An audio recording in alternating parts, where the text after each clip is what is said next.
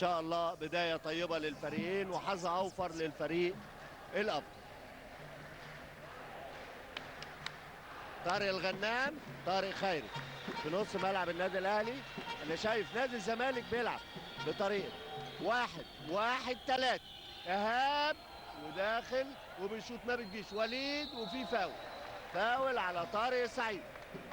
يبقى في رميتين حرتين لصالح النادي الأهلي، وأول رميتين في هذا اللقاء، وهيشوط الرميتين وليد عبد القادر.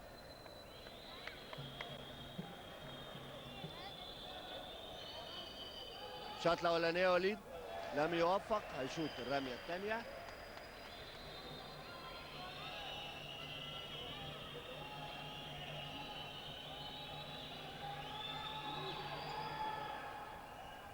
جت واحدة بس. 1-0 لصالح النادي الأهلي. طارق لهيثم. أحمد فوزي صانع ألعاب نادي الزمالك النهارده. أحمد صناديلي. أحمد فوزي تاني. أحمد شاط ثلاثية. وليد، إنما طارق خيري بيلم من تحت إيده وداخل عدى نص الملعب. شريف علي. الحسيني بيخطف وبيقول لهم اطلعوا قدام. نص في آخر ملعبه، عدى نص الملعب. طارق وفي فاول على طارق خيري. رميتين حرتين هيشوطهم هيثم السعيد.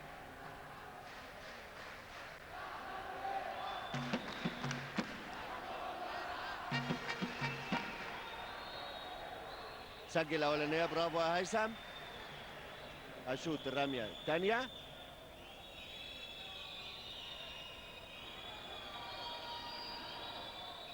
سجل الاثنين. وليد، ايهاب، طارق.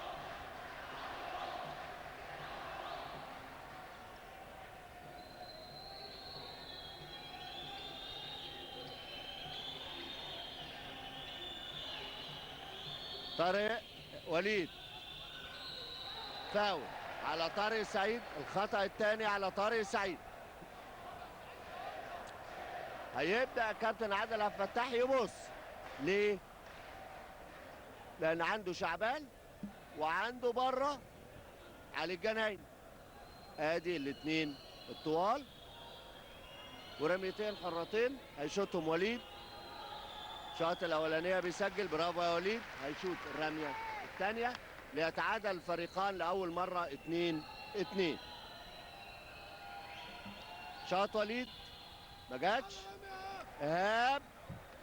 طارق خيري مع احمد فوزي. وادي نادي الزمالك بدا يلعب بريس بس في نص ملعبه، كل لعيب معاه لعيب. شريف. قطوعه احمد فوزي مع هيثم وفاول على شريف علي.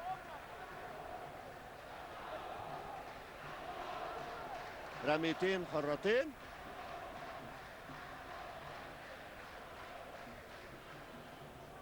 هيشوطهم هيثم السعيد.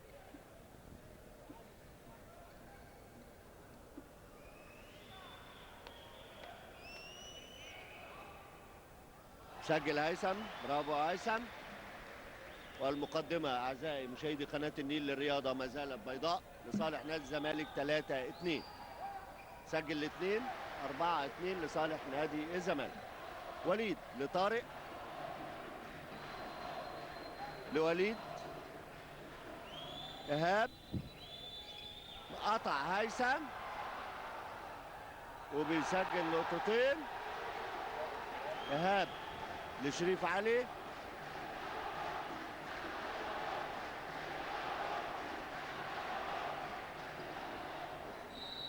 باسكت وشريف صناديلي بياخد الخطأ الأول.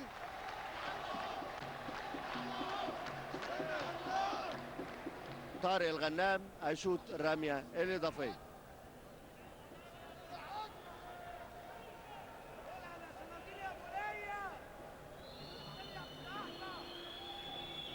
شاط بيسجل. ما زالت المقدمة بيضاء، نقطة لصالح نادي الزمالك. 6-5. أحمد فوزي داخل، يا ترى يطلع لمين؟ الصناديل ثلاثية، يلم وليد، لم وليد. طارق سعيد بيخطف وبيسجل نقطتين. أحمد فوزي مع طارق خيري من أول الملعب، وأهو طارق خطف وأمام حضراتكم طلع وسجل النقطتين. وليد لشريف، طارق الغنام طالع وبيسجل نقطتين. والحوار أعزائي مشاهدي قناة النيل للرياضة، قناة المتعة والإثارة والبحث عن الأخبار الرياضية لبثها إلى حضراتكم عبر قناة النيل للرياضة، ما زال دائرا على النقطة الواحدة لصالح نادي الزمالك. باسكت طارق السعيد، وليد لطارق خيري،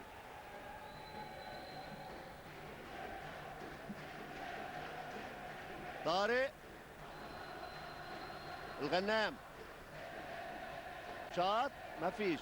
الحسين هنا بترجع لطارق. شريف بيبدأ هجمة جديدة خالص. طارق خيري، الغنام، وانتهت ل 24 ثانية.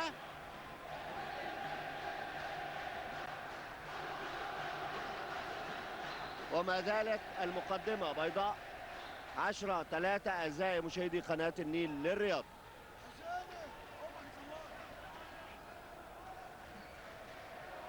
أحمد فوزي،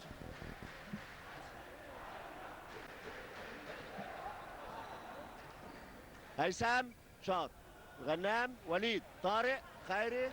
كرة بتأسرع في النادي الأهلي، داخل إيهاب الألفي بيسجل نقطتين. والحوار ما زال دائرا على النقطة الواحدة أعزائي مشاهدي قناة النيل للرياضة. أحمد فوزي، وادي الإعادة كانت أمام حضراتكم، وإيهاب الألفي بيسجل النقطتين. طارق بيخطف وليد للغنام،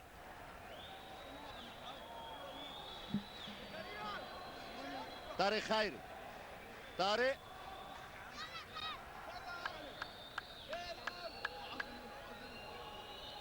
شريف علي، الغنام طلع وشاط ما بيجيش، بيخطف الحسيني سمير، داخل هيثم،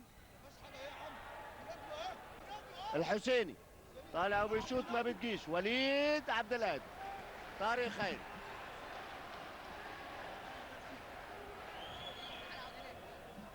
طارق خيري لشريف علي، طارق الغنام، إيهاب ثلاثية، والثلاثية الأولى في هذا اللقاء بيسجلها إيهاب الألفي من النادي الأهلي. والمقدمة حمراء أعزائي مشاهدي قناة النيل للرياضة بفارق نقطتين لصالح النادي الأهلي.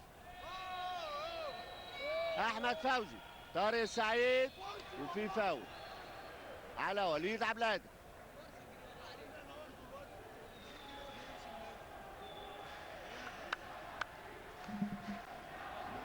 لا شايف وائل بدر، طارق لأحمد فوزي،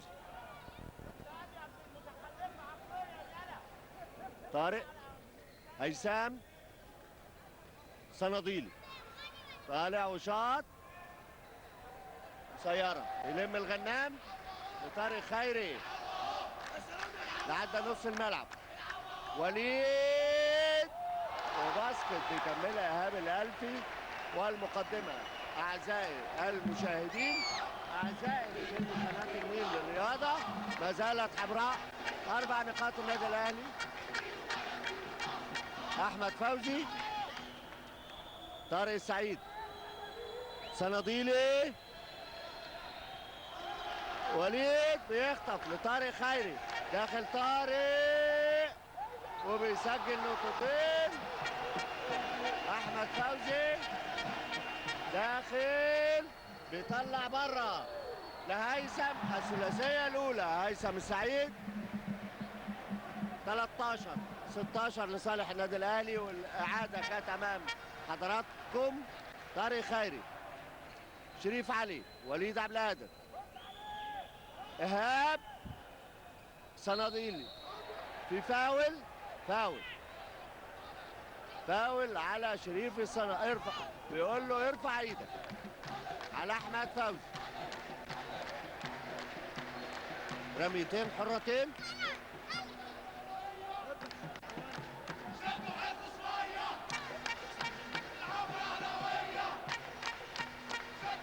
رميتين حرتين هيشوطهم طارق الغنام، وانا شايف وائل بدري نزل وشعبان عبد الوهاب نزل من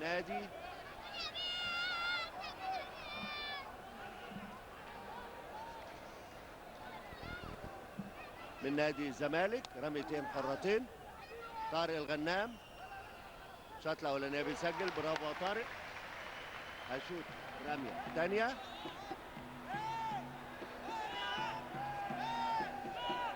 شاط بيسجل الاثنين. 18-13 لصالح نادي الاهلي. هيثم مع طارق خيري، جاله شريف، رجع تاني لوائل.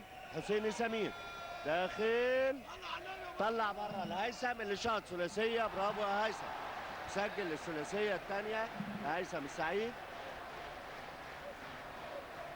16-18.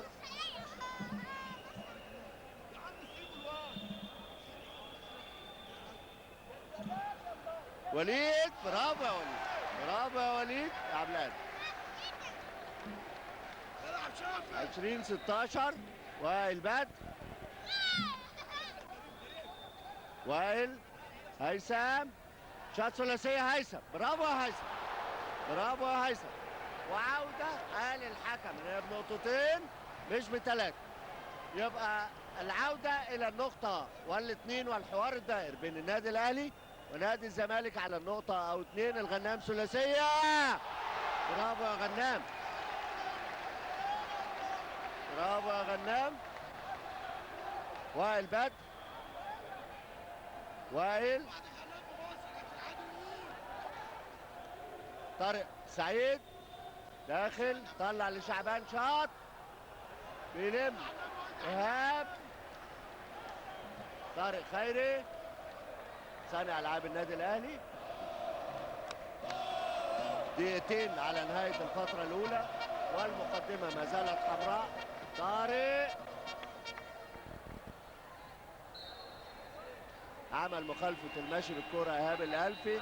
وقت مستقطع طلبه الكابتن عادل عبد الفتاح المدير الفني لنادي الزمالك. طبعا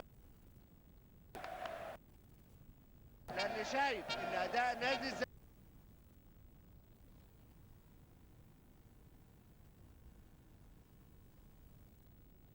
جت في اللقاء. هيثم السعيد، ادي هيثم طالع من وسط الاثنين وهوش الفنت بتاعه وطلع. ربنا يحميك يا ابني. حسيني لوائل بدر، بيخطف طارق الغنام. شريف علي، فاول على وائل بدر.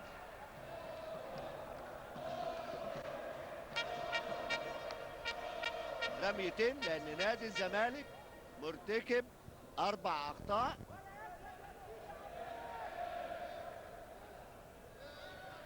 يبقى بعد الخطأ الرابع على طول يبقى رميتين حرتين.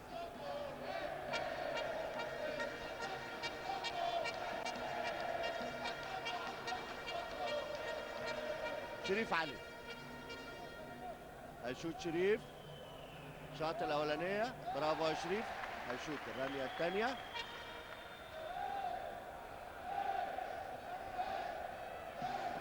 شاط بيسجل النقطتين. 7 نقاط لصالح النادي الاهلي. دقيقه 47 ثانيه على نهايه الفتره الاولى من هذا اللقاء بين النادي الاهلي ونادي الزمالك في نهايه الراوند الاول في التمرين.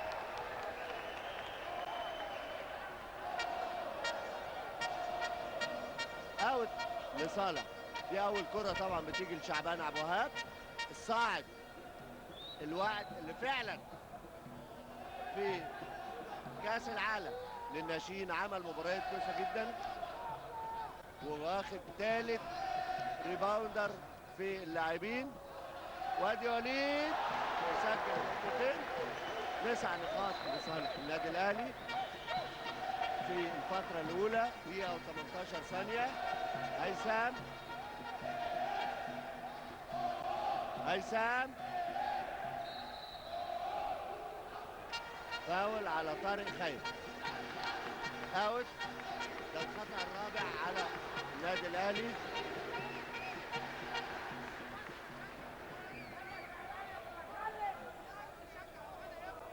حسيني وائل بدر، هيثم شاط الغنام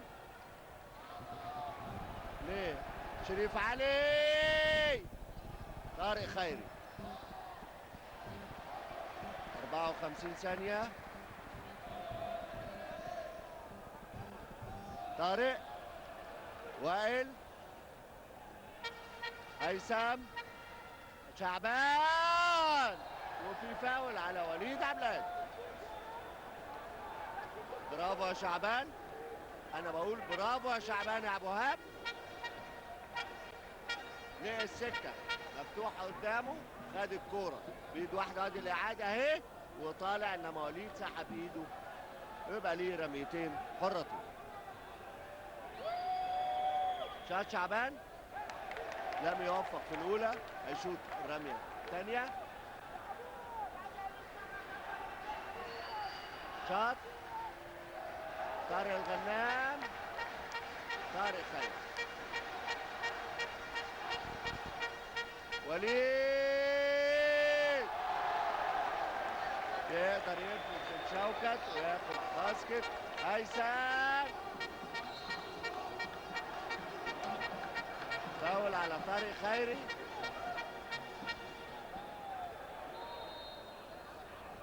طارق خيري وهينزل بداله اسلام علي.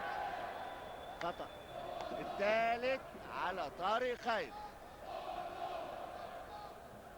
وادي كابتن اشرف بيقول له رميتين حرتين. هيثم سعيد هيشوط الرميه الاولى. برافو يا هيثم. يعني اللعيب برضه ستايل، بياخد راحته، بيطلع نفسه وبيكتم النفس ويشوط. الصوابع، اطراف الاصابع هي اللي بتتابع اخر كوره في بتتابع اخر الشوطه. اسلام، وليد عبد القادر، ايهاب الالفي، ايهاب، شريف عليه، شاط ثلاثيه شريف. برافو يا شريف يا علي. ثلاثيه الاولى بيحرجم عليها. وائل بدر شاط وتنتهي. اعزائي مشاهدي، وادي الرمي، وادي شريف، وادي الثلاثيه، واللي بيسجل اخر ثلاثيه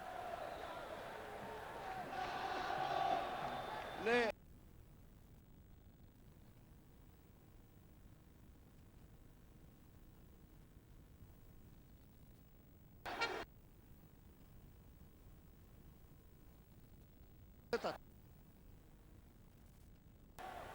شاف واطلع على احدث الخطط، والاثنين المدربين الموجودين كلهم بيطلعوا على احدث خطط موجوده في العالم، لان النهارده القنوات الفضائيه بتنقل كل ما هو جديد، والمدرب اللي بيقعد يشوف ويسمع بالتالي بيبدا يعمل ويشتغل.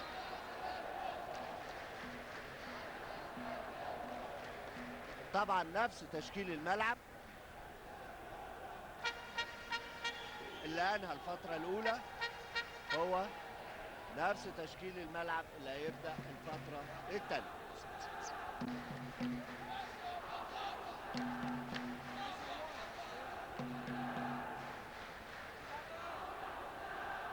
ونبدا فتره جديده ان شاء الله تنتهي مثل الفتره الاولى. وليد وشوكت، وائل بدر، وائل، حسيني سمير، وائل،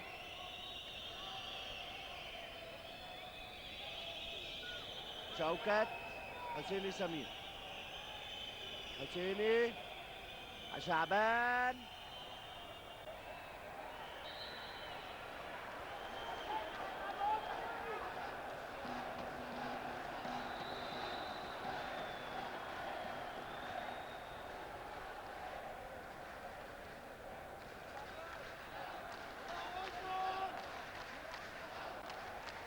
كابتن عادل عبد الفتاح.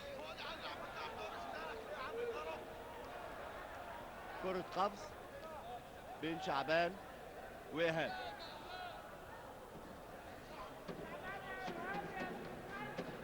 إيهاب الألفي وشعبان عبد الوهاب.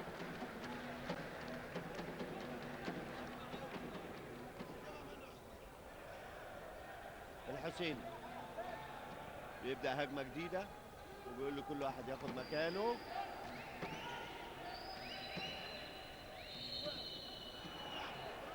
فاول على وليد. انا شايف ياسر ابو الفتوح كابتن اشرف قال له تعالى بسرعه لان وليد عبد القادر 3 فاول.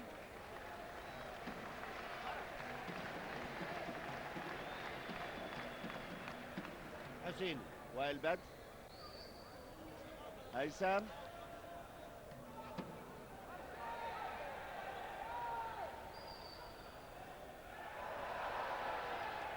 شعبان والكرة ما زالت حائرة وتستقر في ذهاب الألفي لإسلام علي.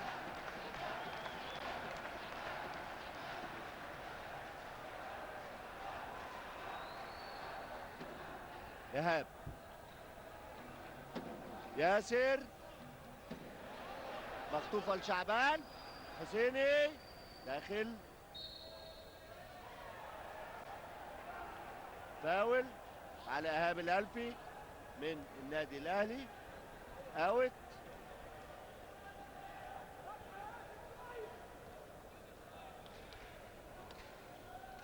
وائل حسيني هيثم ثلاثية. شعبان فاول على شعبان. فاول على شعبان.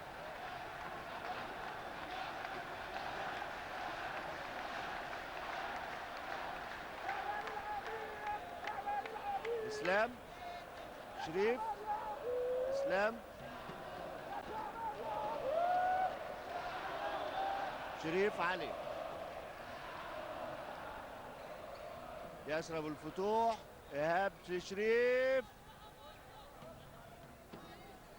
ياسر بيخطف وائل بدر.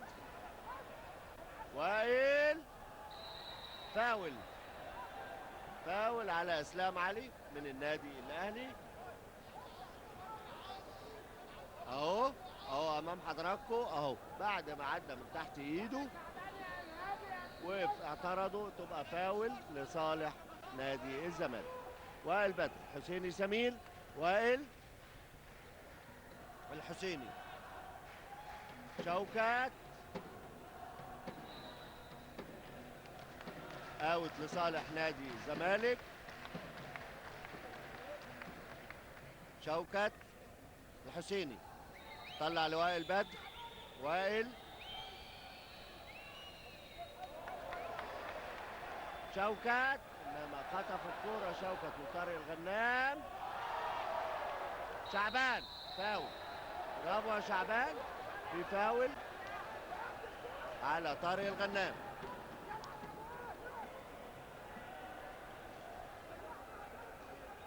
فاول على طارق الغنام. الفاول الاول.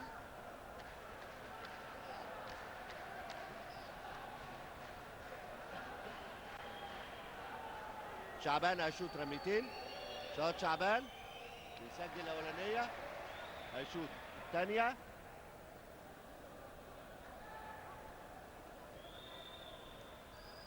شاط بيسجل الاثنين. برافو يا شعبان.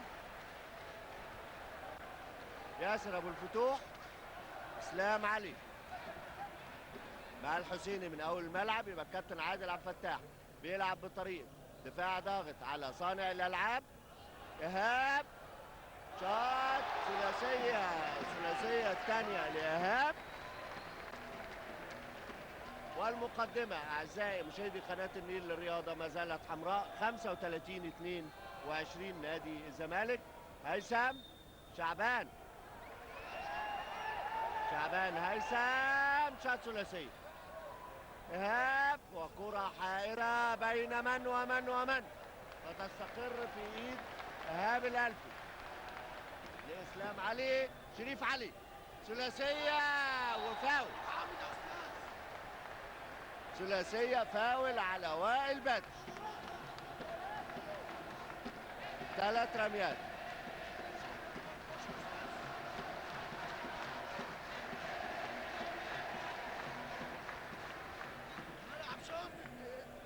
اسلام هيشوط 3 رميات. الشوط الاولانيه برافو يا اسلام. اسف شريف علي. الشوط الاولانيه بيسجل. هيشوط الثانيه. سجل الثانيه وهيشوط الرميه الثالثه.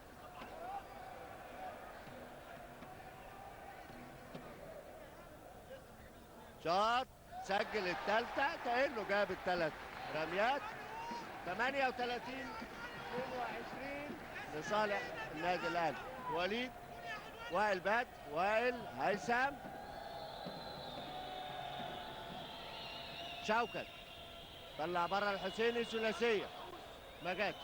شريف علي بيهدي لاسلام صانع الالعاب عشان يبدا الهجمه. اسلام، وطبعا زي ما حضراتكم عارفين ان صانع الالعاب هو المخ المفكر.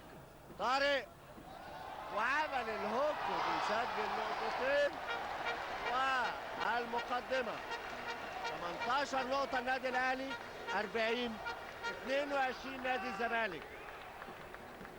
هيثم فاول وباسكت. فاول على ياسر ابو الفتوح وباسكت وامور. انا شايف احمد فوزي نازل مكان وائل بدر.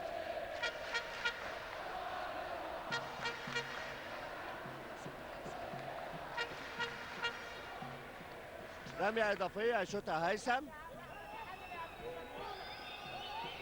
شاط برافو يا هيثم. 25 40 15 نقطة لصالح النادي الأهلي، وباقي 6 دقايق على نهاية الفترة الأولى، الفترة الثانية والشوط الأول من هذا اللقاء. اسلام علي داخل وشعبان، إنما مين وراه؟ طارق الغنام يخطف وبيسجل. احمد فوزي صانع العاب نادي الزمالك. حسيني اوت لشوكت اوت.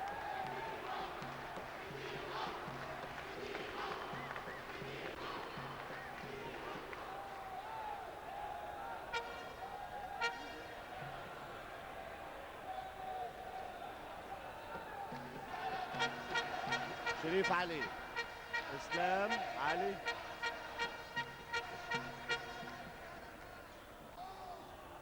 ادي اسلام ومع الحسيني لشريف. طارق الغنام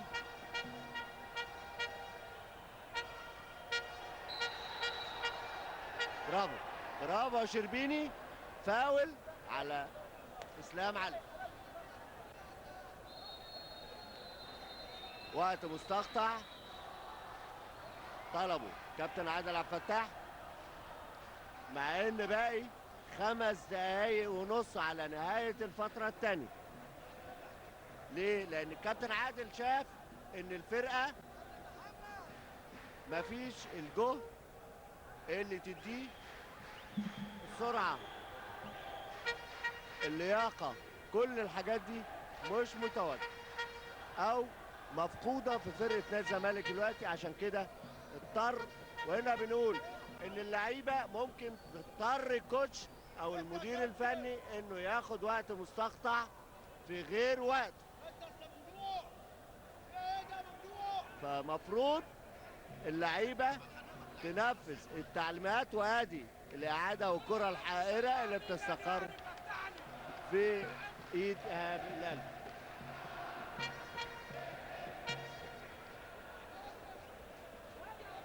النادي الاهلي عامل 5 اخطاء.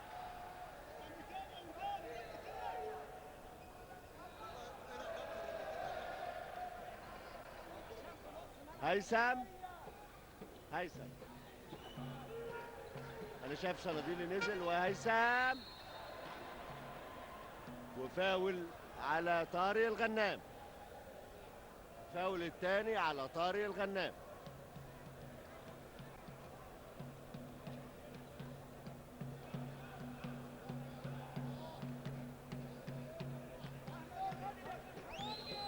17 نقطة لصالح النادي الأهلي. هيثم بيشوط، ما جاتش الأولانية، هيشوط الثانية.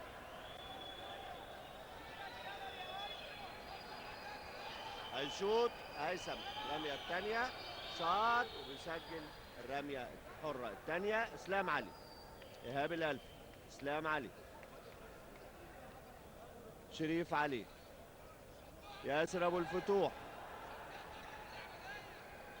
شريف، إيهاب، إسلام. 9 ثواني 8 ثواني على نهاية الهجمة. الغنام وفاول على هيثم السعيد. ولو مخرجنا طبعا عاد الحته دي بالذات اهي، ادي طارق داخل وادي هيثم. شوف هيثم ايديه اللي اتحركت وجسمه اتحرك، هو مش بيدافع عن نفسه، هو بيدفع من تحت لطارق الغنام. غنام بيشوط الاولانيه لم يوفق، هيشوط الرميه الثانيه. شاط بيسجل الرميه الثانيه. 43-26 لصالح النادي الاهلي. 5 دقائق على نهايه الفتره الثانيه والشوط الاول. احمد فوزي عدى النص. النادي الاهلي بيلعب بطريقه برضه دفاع ضاغط، رجل لرجل بس من نص الملعب. اوت في ايد الغنام. الصناديلي ضربها في ايد الغنام، تطلع اوت لصالح نادي الزمالك.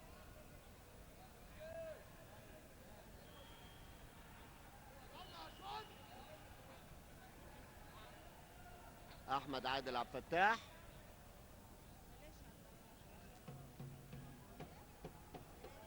لاحمد فوزي صانع الالعاب، لهيثم. هيثم، احمد عادل، صناديلي. انتهت فتره ال 24 في ثانيه. يبقى كده الفريق شوف، بالرغم ان هي جت في النادي الاهلي في ايد لعيب النادي الاهلي، الا ان القانون صريح بيقول حتى ما دام الكوره في الهواء لمست الحديده صحيح، انما في الهواء لازم تجدد ل 24 ثانيه وتوقف الكوره وتديها للفرقه الثانيه. شريف علي، اسلام، ثلاثيه، برافو يا اسلام.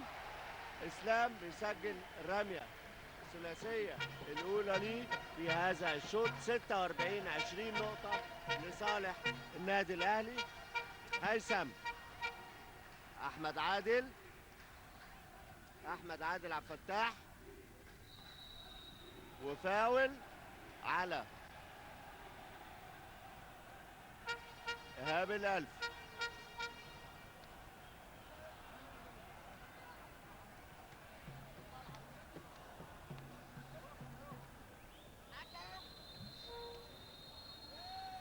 وده احمد عادل،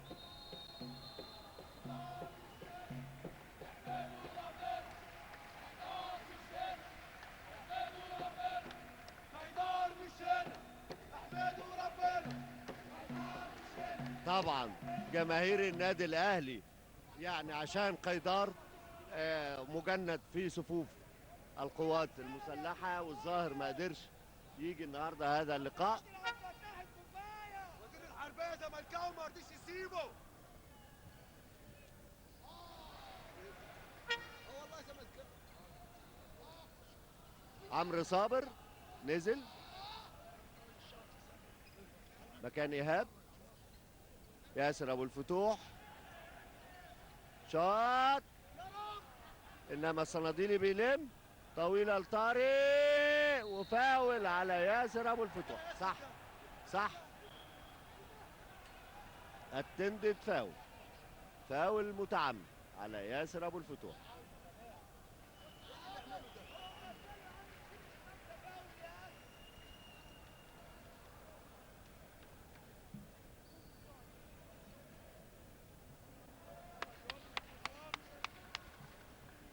طارق هيشوط رميتين، شاط اولانيه لم يوفق، وجزاء طبعا الخطا المتعمد اللي هي رميتين وحيازه. يعني ليه حيازه نادي الزمالك من منتصف الملعب. سجل الاولانيه، الثانيه يبقى هياخد حيازه نادي الزمالك ويبدا هجمه جديده. وما زالت النتيجه 46 النادي الاهلي 28 نادي الزمالك. طارق، هيثم مع اسلام، هيثم وبيسجل هيثم. برافو يا هيثم. اسلام علي، ياسر ابو الفتوح لاسلام. اعزائي مشاهدي قناه النيل للرياضه، قناه المتعه والاثاره والبحث عن الاخبار الرياضيه. دي ثلاثيه، انما المين؟ عوده الى هيثم السعيد. فاول على اسلام علي.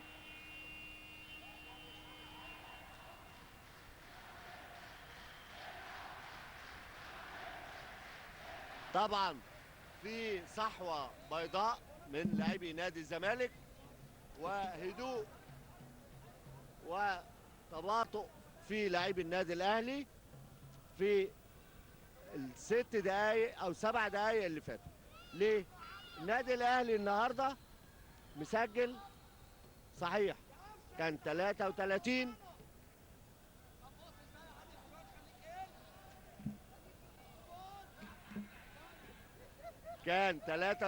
سجل 13 نقطة. أما نادي الزمالك كل الرياضه باصت عشان رجال الاعمال.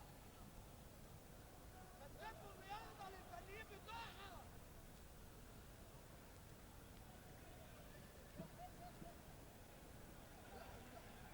بيتكلم صح يا معلوان. اتحسن يا باشا. عيب يا ابني.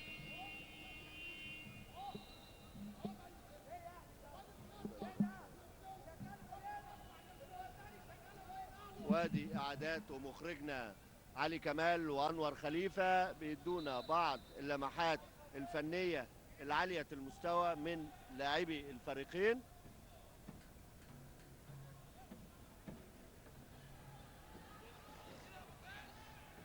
انتهى الوقت المستقطع اللي طلبه أشرف توفيق، وهنا القانون بيقول صفر على 24 ثانية على الوقت المستقطع، على نهاية ل 50 ثانية بيدي للمدير الفني 10 ثواني عشان يقدر يجهز فرقته نفسيا ويشتغل. أحمد فوزي شاط الأولانية، بيسجل، هيشوط الرمية الثانية، بيسجل النقطتين. 32-46 لصالح النادي الاهلي. شريف جورج، انما شريف بيعمل متابعه ويسجل نقطتين، ودول اول نقطتين بيسجلهم النادي الاهلي في خلال 2.5 دقيقة. احمد عادل، طارق السعيد، هيثم مع جورج. هيثم طلع بره لاحمد فوزي، ثلاثيه، انما طارق بيلم تاني. طارق الغنام، اسلام علي، شريف، عمرو صابر. فاول على طارق السعيد.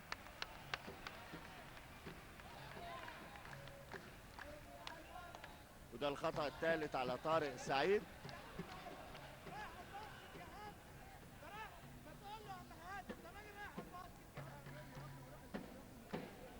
اسلام الغنام، مخالفة المشي بالكورة على طارق الغنام، وفي تغيير. شوكت نازل مكان طارق طبعا، لان شاف كابتن عادل عبد الفتاح ان طارق السعيد عامل 3 اخطاء. هيثم، احمد فوزي، احمد داخل، احمد فوزي، شريف صناديلي عملاق مصر. احمد فوزي لشريف اللي بيلف وهوك شمال، اوت لصالح النادي الاهلي.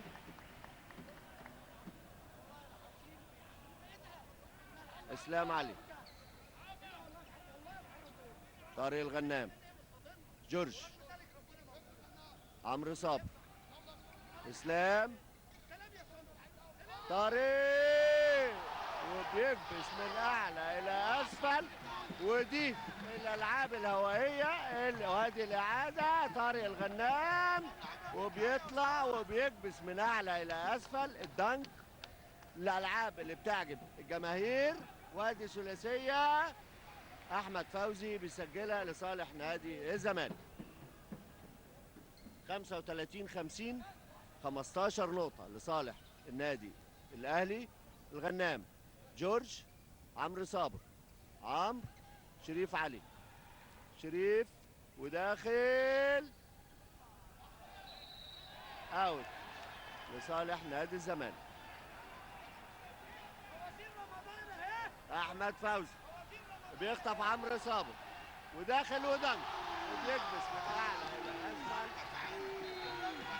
52 35.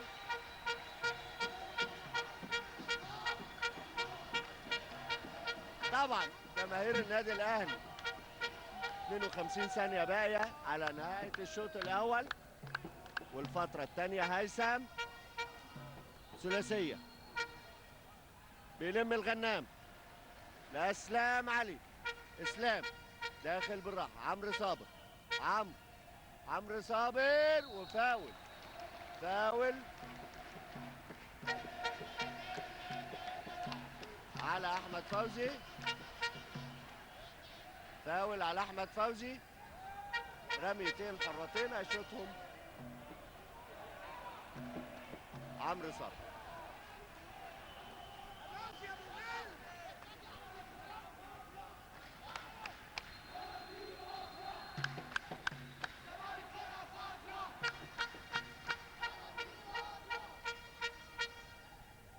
هيثم طالع ونازل مكانه الحسيني سمير، وعمرو صابر هيشوط الرميتين الحرتين.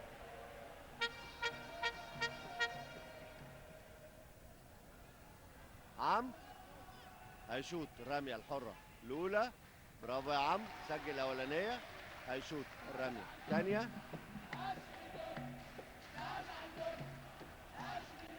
ادي كابتن اشرف توفيق شاط، انما احمد فوزي بيخطف من تحت ايد جورج. احمد، وطبعا احمد فوزي رايح له وعارف ان هياخد منه فاول. احمد فوزي القصير رايح وعارف ان جورج نسيم اطول منه، بالتالي هيعمل له احتجاز. اهو وايديه فعلا دخل الحيز بتاع احمد فوزي وخد منه رميتين حرتين، خاصة ان باقي 26 ثانية على نهاية الفترة الثانية والشوط الاول. احمد هيشوط الاولانية لم يوفق، هيشوط الرمية الثانية.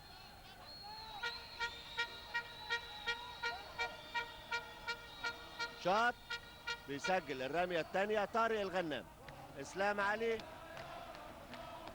النتيجة امام حضراتكم 53 نادي الاهلي 36 نادي الزمالك، وباقي 17 ثانية. طارق الغنام، شريف علي، عمرو صابر، اسلام طلع بره لشريف اللي شاط ثلاثية وبيسجل، وليه رمية اضافية. ومن مين؟ من شريف الصناديل.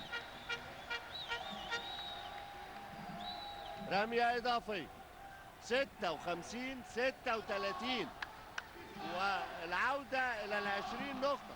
اعزائي مشاهدي قناة النيل للرياضة، قناة المتعة والاثارة، وادي الاعادة، ومخرجنا علي كمال وانور خليفة بيشوف، وادي الرمية الاضافية 57 21 نقطة 6 ثواني 4-3. احمد فوزي فاول، باقي 6/10 للثانية وفاول على جورج نسيم. وادي امام حضراتكم جماهير النادي الاهلي، وادي الكابتن عادل شرف نائب رئيس الاتحاد والرئيس بالانابه، والكابتن نبيل حافظ عضو مجلس الاداره متواجدين في المقصوره الرئيسيه. احمد فوزي هيشوط الرميتين، سجل الاولانيه،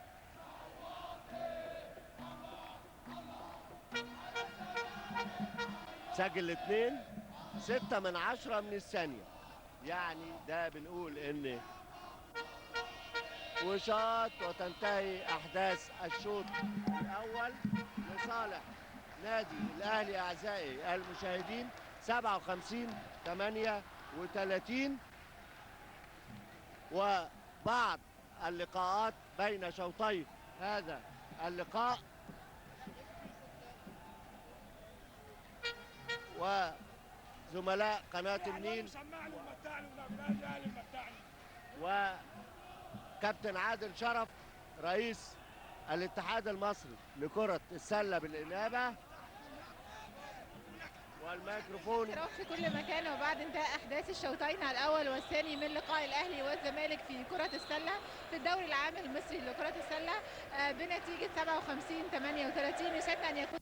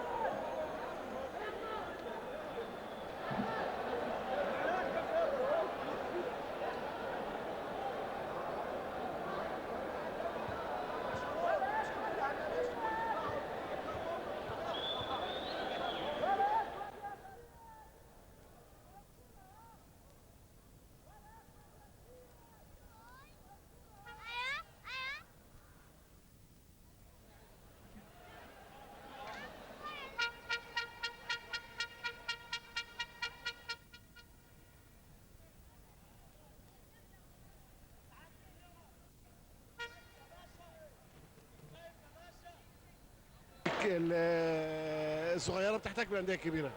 فده النهارده بقى بدأنا نخش في اول مباراه الجد اللي هو الاهلي والزمالك.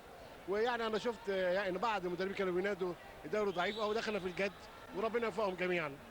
بالنسبة للمناصب الشاغرة حاليا زي منصب رئيس الاتحاد ومنصب امين الصندوق، عايزين نعرف الموقف بالنسبة لهذه المناصب. هو احنا في انتظار قرار السيد وزير الشباب اللي هو يعني هيقرر يفتحوا المناصب امتى، يفتحوا إعادة الترشيح مرة اعاده ترشيح الاماكن الشاغره الموجوده. هو منصب ان كان الرئيس هيكون شاغر او لسه مش الله اعلم، لكن هو الاكيد طبعا اللي هو امين الصندوق والعضو. لو قلنا تقييم حضرتك للقاء حتى الان والشوطين الاول والثاني. الحقيقه طبعا زي ما الساده المشاهدين شايفين ان الاهلي لعب شوط او 2 كوارتر على مستوى عالي. ليس معنى ذلك ان الاهلي ضمن المباراه. كره السله ملهاش كبير. احنا صحيح في عندنا 19 بونت فرق الاهلي، لكن برضه ممكن يجي الزمالك يعدل الوضع في الشوط الثاني ويتعادل. لان حصل مره وانا بدرب الاهلي كان بلعب ضد الزمالك وكسبني 20 بونت، والشوط الثاني قلبت المباراه وكسبت 5 بونت. فكره السله بالذات من الالعاب اللي هي العاب الثواني او الثواني القاتله اللي ممكن في دقيقه او دقيقتين تقلب المباراه نفسها. ممكن نقول ان الفرق وصلت لمستواها فعلا سواء الاهلي او الزمالك، ولا لسه الموسم في بدايته لسه المستوى ما بانش قوي؟ لا اعتقد لسه ما وصلوش للتوب فورم بتاعتهم. هو كل ده كانوا بيسخنوا مع الفرقه الصغيره، وهيبتدي فعلا احتكاك من دور. هياخدوا 4 من المجموعه الف 4 من المجموعه ب، يبقى 8 فرق. ابتداء من هنا ذهاب وعوده يكون فعلا المستوى يبتدي يرتفع على الدورات المجمعه ان شاء الله. كل الشكر لحضرتك يا فندم وكل التوفيق، وكنا سعداء بوجودك معانا على النيل الرياضي. انا شاكر جدا واتمنى يكون موسم موفق والتزام الجماهير بالتشجيع الملتزم واللاعبين بالالتزام للحكام وربنا يوفق جميعا، والاصلح هو اللي يكسب ان شاء الله. ان شاء الله. العفو يا فندم. وللتحليل الفني اعزائنا المشاهدين يسعدنا ان يكون معنا الكابتن تحسين عثمان احد خبراء كرة السلة في مصر والمعلق الرياضي. كابتن تحسين هنساله طبعا عن التحليل الفني ورأيه في الشوطين الاول والثاني واللقاء حتى الان. هو النهارده المفروض لازم اتكلم في حاجه مهمه قوي. اولا تقييم الدوري العام. في ناس كتير لهم راي ان الدوري العام السنه دي يعني ليس له اهميه ان في 16 فريق يشتركوا في الدوري. انا بقول من وجهه نظري ان كل ما بكتر الفرق على مستوى الدوري الممتاز بوجد فرق كتيره، بوجد فرق تحاول تنافس الانديه الكبيره. لان لو انا بحصر نفسي في 10 فرق هفضل 4 فرق كويسين والستة نص ونص. انما لما اجيب 16 فريق ممكن يبان اكتر من 4 فرق، يبقى 6 8 10، ودي اول مره. ففي المره ديت في المره دي هنلاقي ان السنه الجايه الفرق هيبتدوا يتقدموا ويبتدوا يرفعوا من مستواهم على اساس ان في الحاله ديت يحاولوا ينافسوا الفرق الكبيره. فانا بقول ان هذا الدوري هذا العام ابتدى ضعيف ليه؟ لان في فرق لاول مره بتقابل الاهلي والزمالك والجزيره والاتحاد وحاجات، فلسه مرعوبين لسه متخضين. انما اول ما هيبتدوا يعدوا نفسهم للسنين القادمه يبقى ان شاء الله هنلاقيهم مستواهم كويس. وبعدين الدوري الاولاني ده اللي احنا بنلعب فيه هيبتدي يصعد منه 8 فرق. الثمان فرق دول هيلعبوا مع بعض برضو رايح جاي، يبقى هيلعبوا 14 مباراه، يبقى مستوى اعلى شويه. وبعد الدورات بالظبط. وبين الدورات المجمعه هيبقى 6 فرق هيلعبوا 3 دورات، واحده في الصعيد وواحده في بحر في اسكندريه وواحده في القاهره. اذا المستوى بيبتدي يتدرج يبقى. وبعدين الفرق الكبيره لما تلعب مع بعض على طول مش هيظهروا ما عندهم. يعني النهارده ادي اقوى فرقتين الاهلي والزمالك بيلعبوا مع بعض. احنا نقول ايه دول يعني لو كانوا اتقابلوا اول مره من غير ما يقابلوا الفرق الضعيفه النهارده في 20 بونت او 19 بونت لصالح الاهلي، لان نتيجه ايه؟ الفرق بعيده عن المستوى. فاذا في الحاله ديت هيبتدي النادي الزمالك هيعد نفسه وهيشوف ايه الغلطات اللي وقع فيها النهارده عشان يبتدي يتجنب. فمباراه النهارده الاهلي انا شايفه انه مستعد افضل من الزمالك. اللعيبه بيلعبوا بطريقه جماعيه سواء في الدفاع او الهجوم، ايديهم عارفه طريق الباص. اما الزمالك فشايف لعبه يعني لاعبين غير موفقين لحد كبير. ما هم غير موفقين ليه؟ لان بيلعبوا فردي، مفيش لعب جماعي، لان اللعب الجماعي بيعمل خلخله في الدفاع للمنافس. ففي الحاله دي بيظهر اكتر من لاعب. انا شايف دلوقتي في الزمالك واحد بس بيلعب وهو هيثم السعيد. هل يعقل ان هيثم السعيد يقدر يكسب الاهلي كله؟ اعتقد في اكتر من لاعب في الاهلي فعلا ظهر بمستوى جيد جدا. طبعا، لان ما دام الجماعيه موجوده هيظهر اكتر من لاعب. اما الفرديه فبتحصرها في لاعب واحد. فعشان كده انا شايف ان الاهلي مستوى احسن والنتيجه احسن نتيجه الجماعيه. توقع حضرتك كانت تعليمات الكابتن عادل عبد الفتاح بين الشوطين ممكن تكون هيقول لهم طبعا نلعب بحرص، محدش يبتدي يتخلص من الكوره بسرعه الا لما يكون متاكد. التمرير يكون موفق، لان التمرير الاول في الشوط الاول والثاني كان غير موفق. اكثر من كوره اتقطعت واكثر من كوره كانت بتخش البيفوت مش مظبوط. وبعدين الاهلي محتل السلتين من خلال طوال زي طارق غنام، محتل السله الهجوميه والسله الدفاعيه، فهيبتدي ينزل الطوال علشان يوقف خطوره طوال القامه في النادي الاهلي. كابتن اشرف توفيق هيقول لهم خدوا بالكم يمكن الزمالك يبتدي يلعب دفاع ضغط في صحوه، فخدوا بالكم من الدفاع الضغط. وبعدين مش عايزين نسرع المباراه، عايزين نحافظ على السكور او النتيجه الفارق اللي احنا عندنا 18 او 19 بونت. فنبتدي نلعب بتركيز ونلعب بعقل، ومش عاوزين نتغر ونحس المباراه راحت. لسه ما زالت المباراه في الماضي. شكرا يا فندم جدا وكل شكر لحضرتك. شكرا. ويسعدنا ايضا مشاهدينا ان يكون معنا لقاء مع الاستاذ عصام الحسن الناقد الرياضي بجريده اخبار الرياضه. اهلا بيك معنا يا فندم. اهلا بحضرتك. تقييم حضرتك للشوطين الاول والثاني وتقدم الاهلي بفارق يصل ل 20 نقطه حتى الان. هو طبعا بالنسبه لمستوى الشوط الاول والثاني متوسط يعني لحد ما، طبعا عشان هو لسه في بدايه الموسم او في بدايه الادوار الاولى للموسم هي متوسطه. لكن بالنسبه للنادي الاهلي طبعا ما بتعتبرش متوسطه، لان هو متفوق بفرق 20. ده فرق كبير جدا، يمكن لاول مره من تاريخ كره السله ان ينتهي الشوط الاول والثاني او الجزء الاولاني من المباراه بيكون التقدم للنادي الاهلي بفرق 20 بونت. اما بالنسبه لنادي الزمالك بقى المستوى ضعيف جدا، ولم اتوقع ولم اتصور ولم اتخيل وانا جاي احضر الماتش النهارده ان نادي الزمالك بعد المعسكر او البطوله اللي اقيمت في سوريا انه يظهر بالمستوى المتواضع دوت، لان مفيش لا تخطيط ولا تكتيك ولا جمل بتتعمل في الملعب، على عكس النادي الاهلي اللي قدر انه فعلا يمتعنا الى حد كبير النهارده في الشوط الاولاني والثاني ككره سله حقيقيه.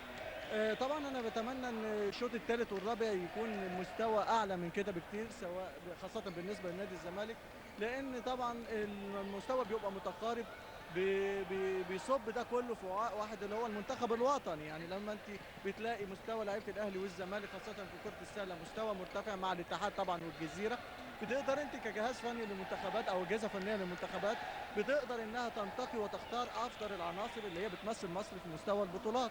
اما بالنسبه للمستوى اللي انا شايفه ده طبعا في فرق كبير في المستوى ما بين الفرقتين، ده بيحط بعض يعني علامات استفهام برضه. في قضية عايزين ناخد رأي حضرتك فيها كناقد رياضي، وهي مستوى الدوري العام المصري لكرة السلة. في العديد من الاتهامات بتوجه له على انه يعني القاعدة عريضة جدا والفرق كتيرة جدا فالمستوى بيقل، وده نتيجته اللي احنا شايفينه النهارده في المباراة بالنسبة مثلا لفريق الزمالك. طيب انا هتكلم طبعا، انت فجرت نقطه مهمه جدا ونقطه خطيره جدا. هي النقطه دي على محورين. المحور الاولاني لو انا اتكلمت على مستوى الماتش ده وخدته كاعتبار للمستوى العام، فبقول ان الزمالك يعني من السنه اللي فاتت وهو مستواه غير مستقر وفي هبوط مطرد يعني، وكان في كلام على تغيير الجهاز الفني. يعني دي حاجه عايز افصلها عن المستوى العام للدوري يعني. مش هناخد ده مقياس يعني. لكن بالنسبه للدوري فيه هو برضو وجهتين نظر. وجهه نظر ان عدد الماتشات الكتيره وعدد الفرق كتيره ووجود مرتبط ده بيخلق مساحه وقاعده عريضه للانتقاء برضو على المستويات المنتخبات اللي احنا اتكلمنا فيها. وفي بيقول لا طب ما هو هيصفصف في الاخر على نفس الفرق الاهلي والزمالك والاتحاد والجزيره وان كان في مقاولين او فرقه اخرى يعني. انا بقول برضو احنا حتى لو هيصفصف على الاربعه دول احنا عايزين عدد كبير من الماتشات تتلعب، لان العدد الماتشات الكتيره ديت كتير بتتاح لعديد من الفرق. احنا دلوقتي بيخلي الجهاز الفني بيدفع بعدد كبير جدا من اللي قاعدين البدلاء اللي على الدكه. دي حاجه. الحاجه الثانيه مستوى اللياقه بيزيد مع عدد الماتشات. ثالث حاجه انه بيجرب في الخطط متغيره ومتنوعه مع عدد ماتشات كتيره. فهنا استفاده ممكن تكون فنيه تكون بدنيه من ناحيه اللياقه، من ناحيه الفرص. ثالث حاجه من ناحيه الفرص اللي هم اللي قاعدين على البدلاء.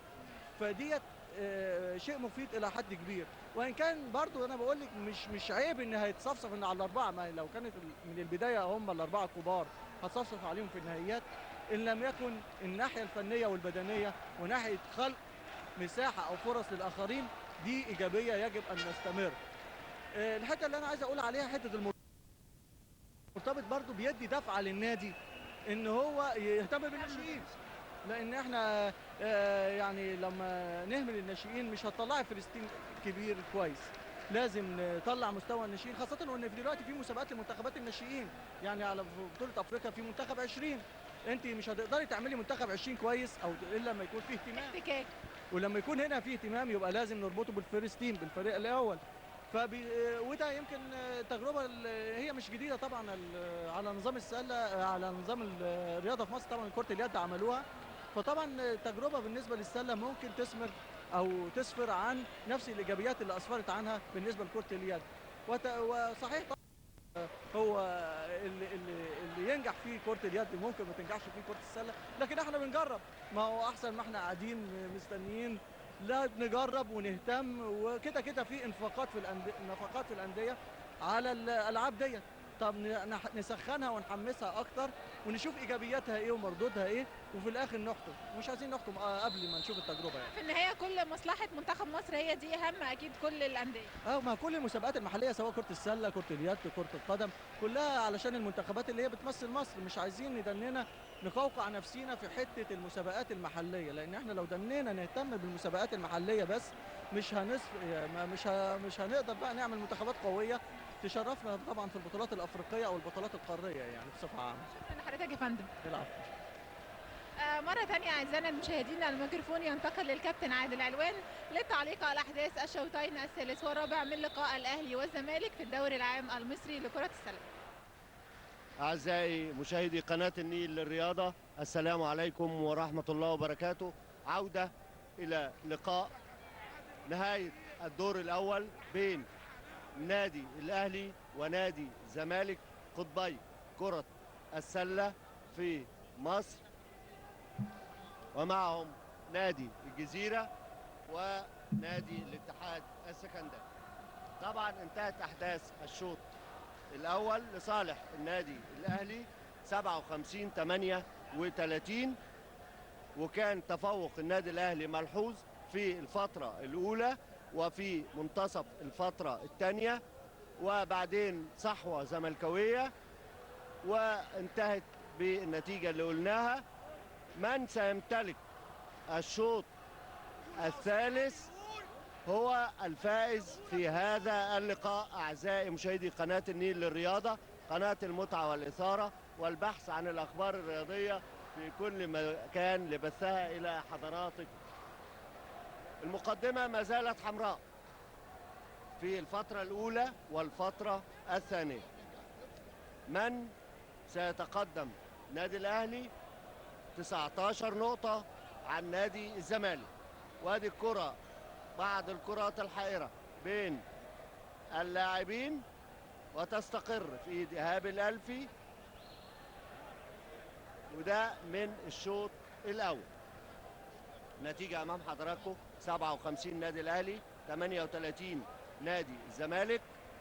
طبعا من ضمن الأعمدة الأساسية في النادي الأهلي طارق خيري 3 أخطاء، ونمرة 5 وليد عبد القادر 3 أخطاء أيضا،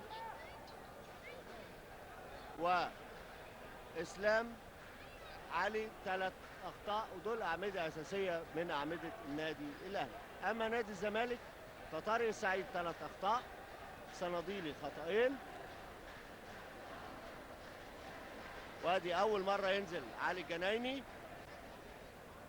وشوكت وأحمد فوزي والحسيني وهيثم. نفس التشكيل اللي أنهى بيه النادي الأهلي: إسلام علي وشريف علي وجورج وطارق الغنام وعمرو صابر.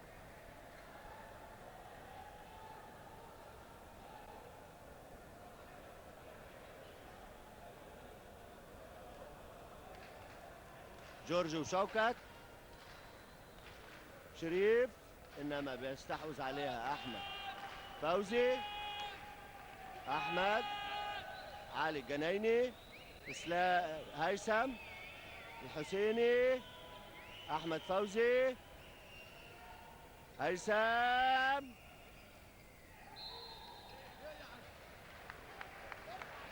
فاول على علي الجنايني، اوت لصالح النادي الاهلي. عمرو صابر لاسلام علي مع الحسيني سمير، وادي عدى نص الملعب. جورج، الغنام، عمرو صابر، عام، شريف، لعام، داخل وبيسجل. اخترق دفاع الزمالك. ليه؟ لان نادي الزمالك بيلعب بدفاع مفتوح. لو بصينا للنادي الاهلي هنلاقي ادي عمرو صابر دخل الدفاع المفتوح ده. هيثم، الحسيني، علي جنايني بيلم الغنام لعمرو صابر لشريف، وفاول على احمد فوزي.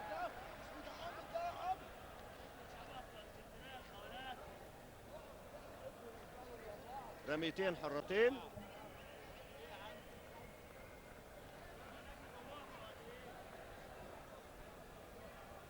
شريف هيشوط الرميتين الحرتين.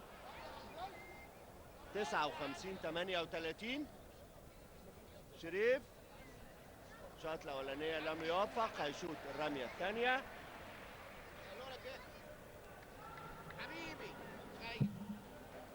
هيشوط الثانيه شريف، شاط وبيسجل الرميه الثانيه. 60-38. احمد فوزي عدى نص الملعب ومع اسلام. الحسيني سمير. انا شايف شريف علي مع هيثم السعيد في كل مكان في الملعب. في فاول على اسلام علي، فاول على اسلام علي. 12 رميتين حرتين، وده الخطأ الرابع على اسلام. في على طول الكابتن اشرف توفيق طلب تغيير. حسيني سمير هيشوط شاط الرميه الاولى، هيشوط الرميه الثانيه والاخيره. سجل اسلام. اسلام مع الحسيني. طارق الغنام لاسلام.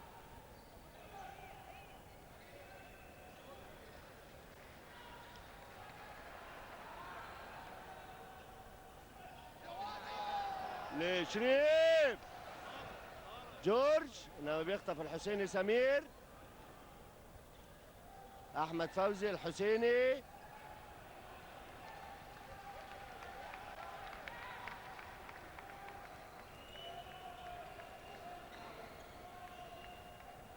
شوكت فاول على جورج نسيم.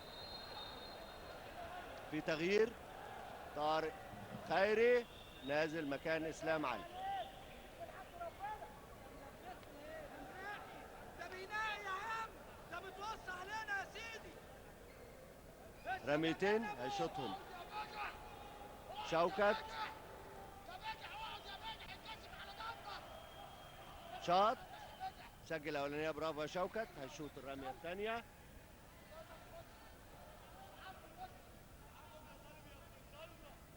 هيشوط الرميه الثانيه. 40-60، 20 نقطه، 19 نقطه لصالح النادي الاهلي. اعزائي مشاهدي قناه النيل للرياضه. طارق خيري، عمرو صابر. طارق خيري، طارق الغنام لطارق خيري. ثلاثيه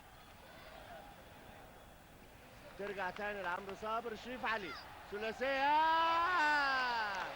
والثلاثيه الثالثه لشريف علي، واول ثلاثيه في الفتره الثالثه.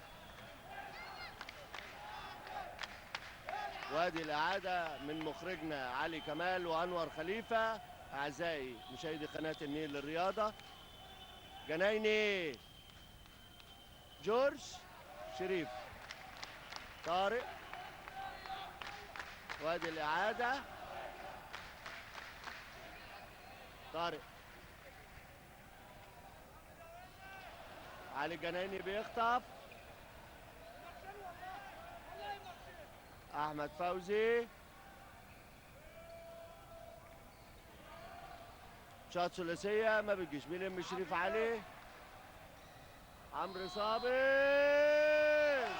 وبيسجل كرة مخطوفة سريعة. هنا النادي الاهلي بيلعب على الفاست بريك. وادي الاعادة. وادي جورج متابع. احمد فوزي لشوكت، مخالفة الماشي بالكورة.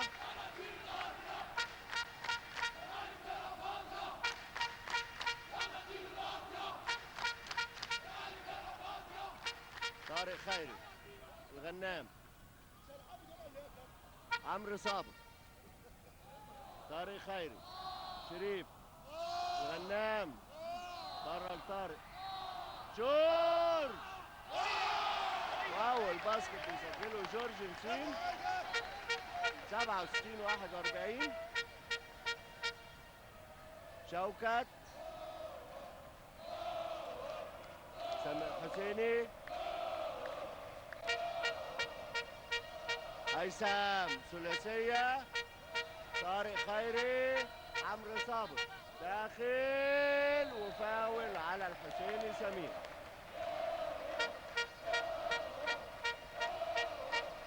طبعا مخرجنا علي كمال مش هيفوت هذه اللقطة. وقت مستقطع طلبه على طول الكابتن عادل عبد الفتاح. ليه؟ شايف ان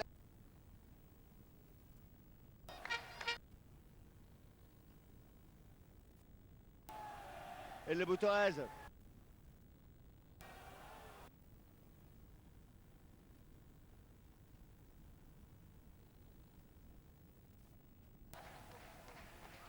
الساعة 6:30. عمرو صابر يشوط الرميتين. سجل أولانية.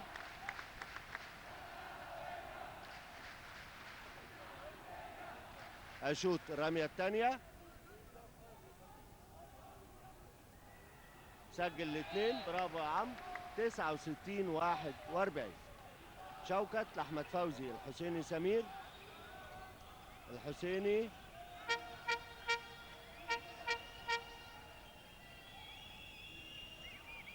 هيثم،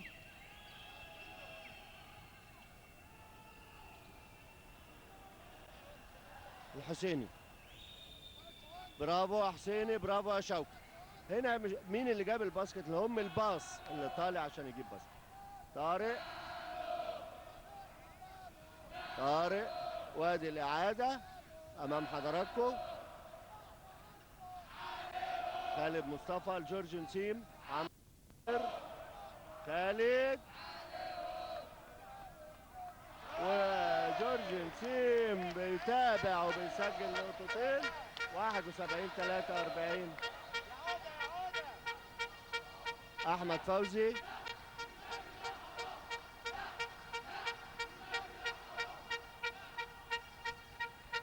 بيخش أحمد فوزي لعبة خبيثة كده من تحت ايدين طارق وجورج ويسجل نقطتين. طارق خيري،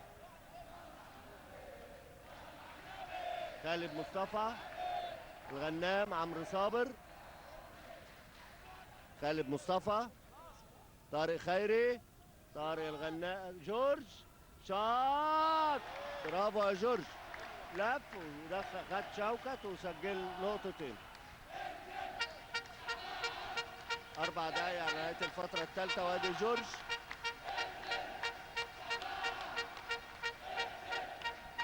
هيثم، حسيني بيشوط، شوكت، مخالفة الماشي بالكورة على شوكت.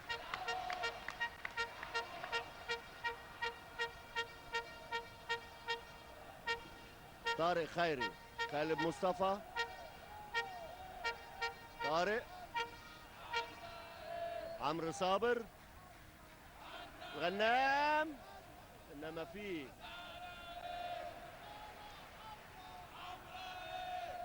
جورج الغنام.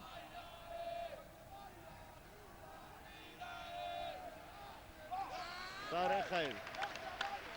قلنا ان النادي الاهلي ممتلك زمام السلتين، يعني ممتلك زمام سلة الزمالك. 3 ثواني على جورج نسيم. تغيير، وائل بدر، شعبان عبد الوهاب نازل مكان علي الجنايني وهيثم اسعد.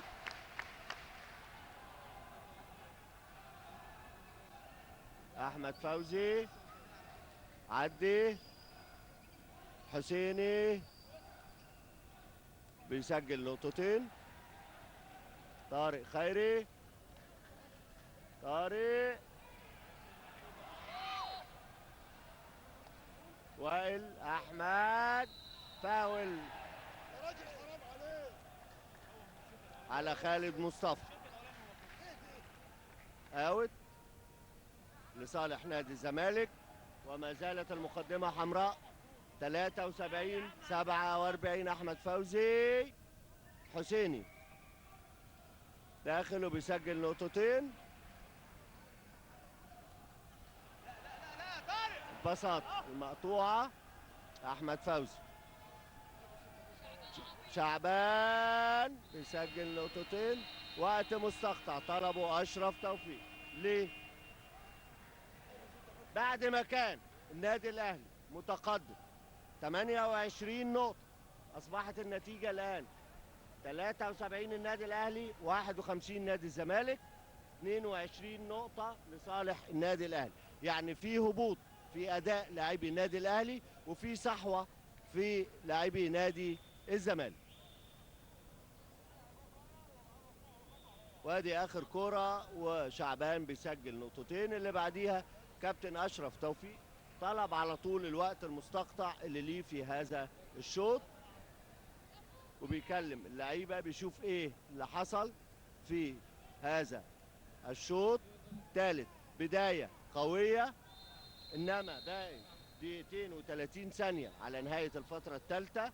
صحيح النادي الاهلي متقدم، انما اداء اللاعبين في الملعب مش على مستوى الفتره الاولى والفتره الثانيه وبدايه الفتره الثالثه. قلنا في الاول الفتره الثالثه ان نادي الاهلي ممتلك زمام تحت السلتين، اما الان فما فيش اللي ممتلك اللعب، كل واحد مع الكوره عاوز يجري ويخش ويسجل باسكت. عمرو صابر داخل وفي فاول، فاول على احمد فوزي، وفي رميتين حرتين. مصطفى خضر نازل بدل احمد فوزي لنادي الزمالك.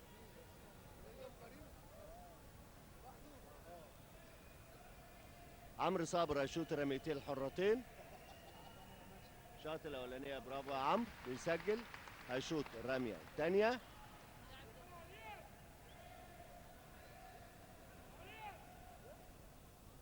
شاط بيسجل الرميه الثانيه. شوكه وائل بدر عدى ومع خالد مصطفى. شوكت، مصطفى خضر، شعبان،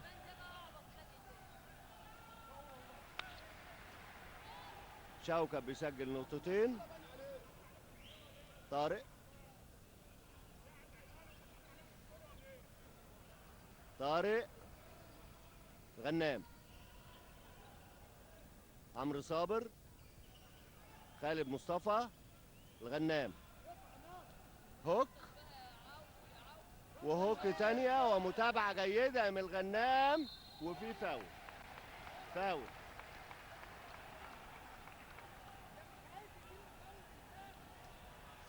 فاول على شوكت. شغل التصوير ده الصورة ما بتكتبش. هو حرام الصور يحلى، حرام الصور يحلى اساسا. طارق الغنام هيشوط رميتين حرتين. الشوط الاولانيه لم يوفق، هيشوط الرميه الثانيه.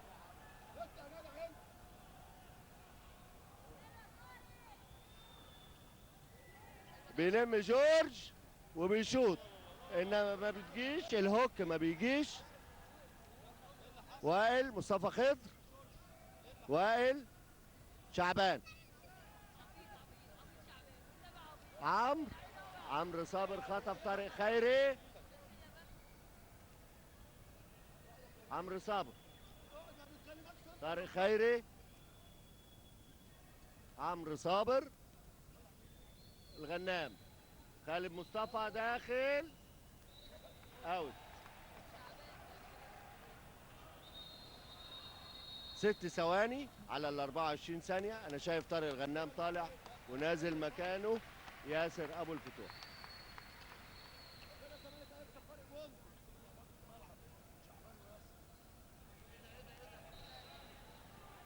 اوت لصالح نادي الزمالك. الإجهاد بدأ يظهر على لاعبي النادي الأهلي في الدقيقتين الأخرانيين من الفترة الثالثة. وائل، مصطفى خضر، وائل، مصطفى خضر، حسيني سمير، وائل، مصطفى خضر، حسيني من جوه القوس،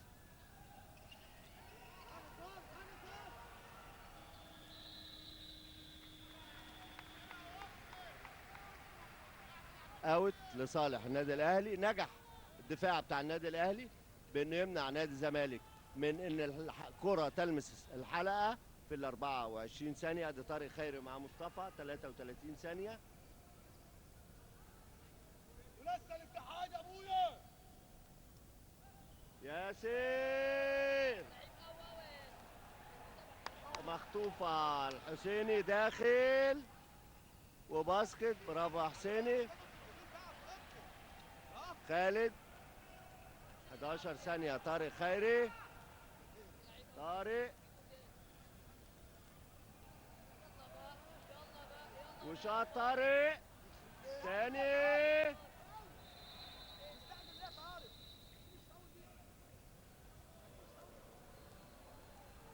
انتهت أحداث الفترة الثالثة. أعزائي مشاهدي قناة النيل للرياضة، قناة المتعة والإثارة والبحث عن الأخبار الرياضية لبثها إلى حضراتكم عبر قناة أسرة قناة النيل للرياضة. ودي بعض اللقطات اللي وادي النتيجه امام حضراتكم 75 55 20 بونت. لو حللنا الفتره الثالثه هنلاقي ان اداء النادي الاهلي نزل لانه وصل ل 29 نقطه، وصل 29 نقطه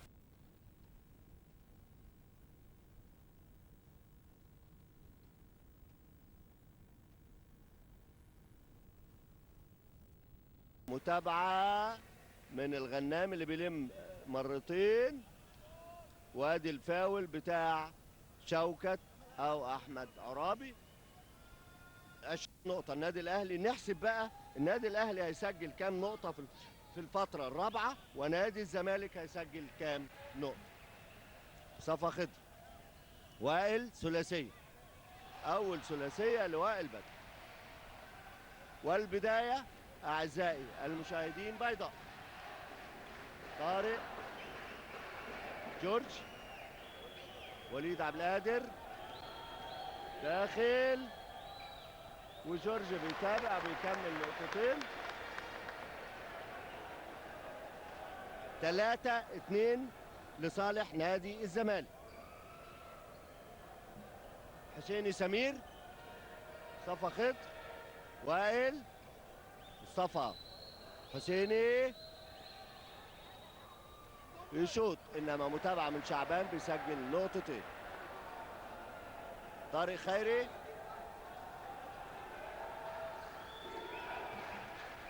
وليد عبد القادر، جورج، خالد مصطفى، ايهاب الالفي داخل وبيسجل نقطتين. ما زالت المقدمة بيضاء بفرق نقطة. بنتكلم عن الشوط الرابع فقط أعزائي مشاهدي قناة النيل للرياضة، قناة المتعة والإثارة والبحث عن الأخبار الرياضية لبثها إلى حضراتكم. طارق،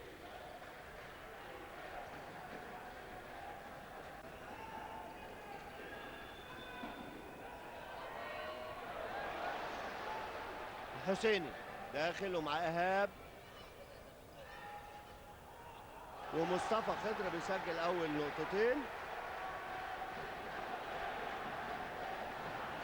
والمقدمة ما زالت بيضاء في الشوط الرابع. طارق خيري، وادي مصطفى خضر كان أمام حضراتكم. طارق خيري، جورج ثلاثية، شاط ما جاتش، بيلم شوكت عرابي، حسيني سمير. مفيش متابعة تحت السلة من لاعبي النادي الأهلي على سلة نادي الزمالك. شوكت،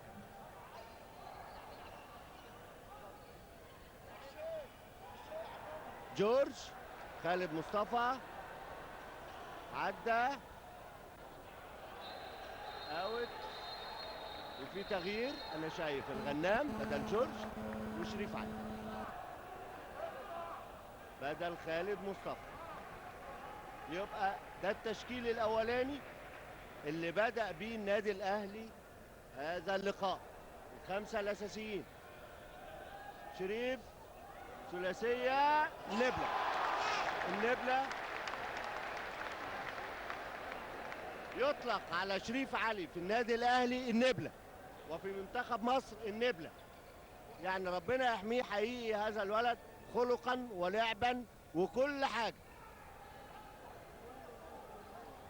وليد طارق خيري، طارق شريف علي بيسجل نقطتين. والعودة مرة أخرى، تعادل في الشوط الرابع حتى الآن، وعودة إلى 20 نقطة لصالح النادي الأهلي. 7 دقايق. وائل، صفا خضر، خطف طارق الغنام، شريف، شريف وبيسجل نقطتين.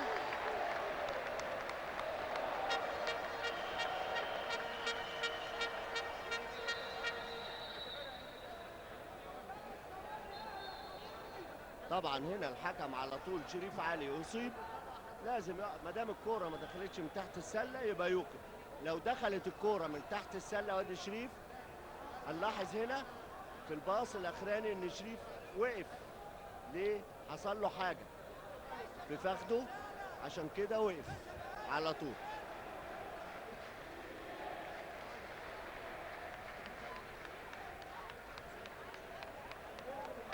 طبعا شريف لاعب منتخب مصر، لاعب النادي الاهلي خلقا ولعبا في كل شيء.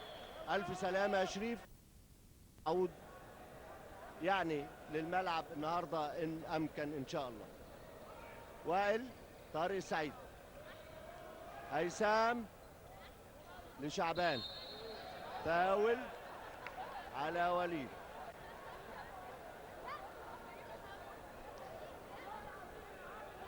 على ايهاب الالف، فاول على ايهاب الالف. اوت. هيثم، وائل بدر، حسيني، ثلاثيه. بيسجل حسيني سمير الثلاثيه الاولى ليه في هذا اللقاء. طارق خيري، طارق بيسجل نقطتين. برافو يا طارق.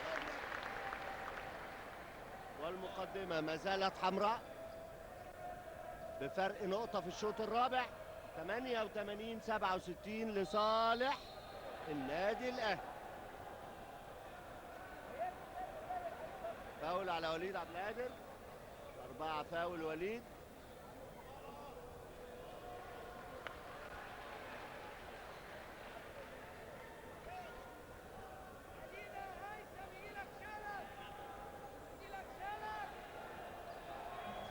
هيثم بيشوط، لم يوفق في الأولى، هيشوط الرمية الثانية.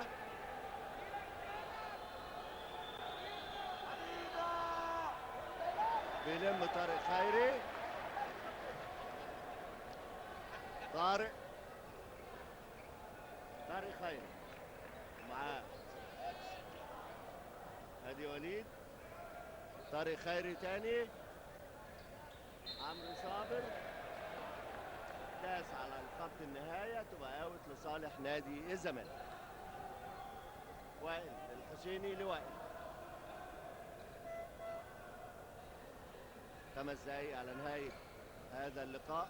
المقدمة ما زالت حمراء، 21 نقطة، 88-67. حسيني سمير، طارق سعيد داخل وشاط، اوت.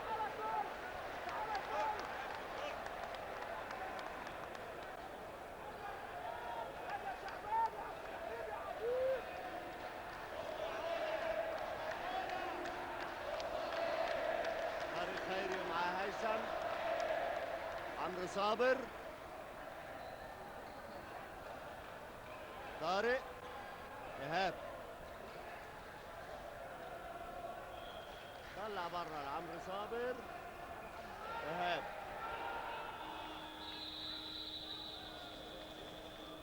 شايف أحمد فوزي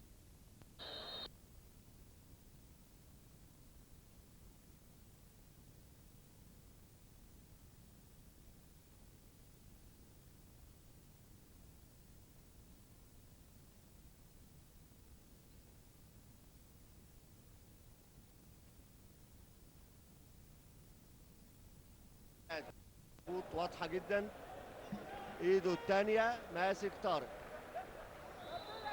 5 فاول وليد عبد الله.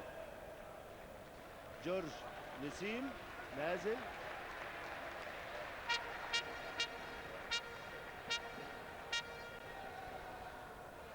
برافو. هيثم،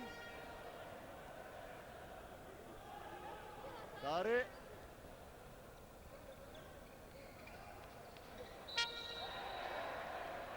تطلع منه الكرة اوت لصالح نادي الزمالك.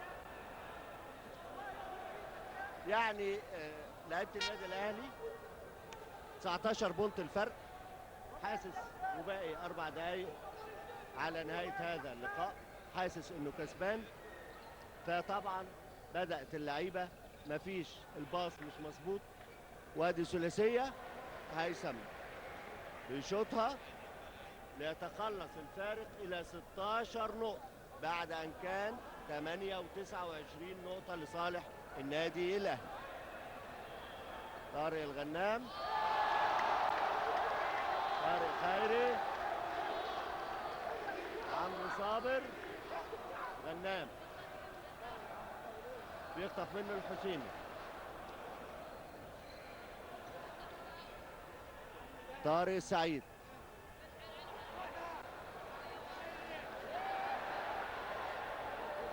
ترجع لهيثم، شاط ثلاثية هيثم، برافو يا هيثم.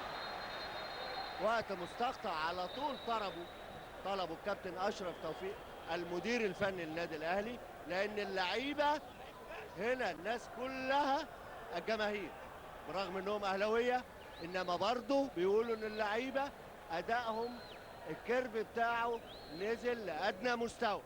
ليه؟ حتى اصبح الفارق 13 نقطه.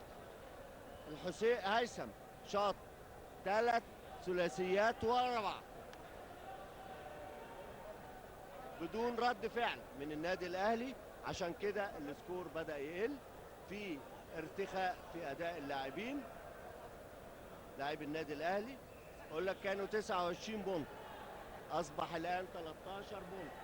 هل ادي النتيجه 88 75 وباقي 3 دقائق 21 ثانيه. اخر دقيقتين دول اطول دقيقتين. طبعا هنا نادي الزمالك كابتن عادل عبد الفتاح بيجدد في خططه، بيجدد في نشاط اللعيبه عشان يبدا يلعب. انا شايف اسلام نزل،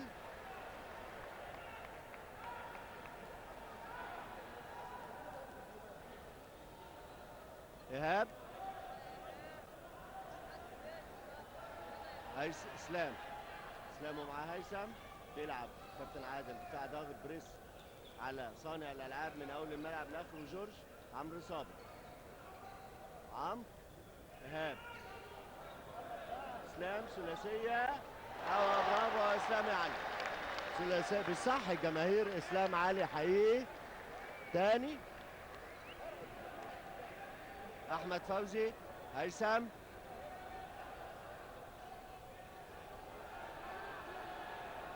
احمد فوزي، فاول على الغنام، رميتين هيشوطهم شعبان. 91 75 لصالح النادي الاهلي. دقيقتين ونص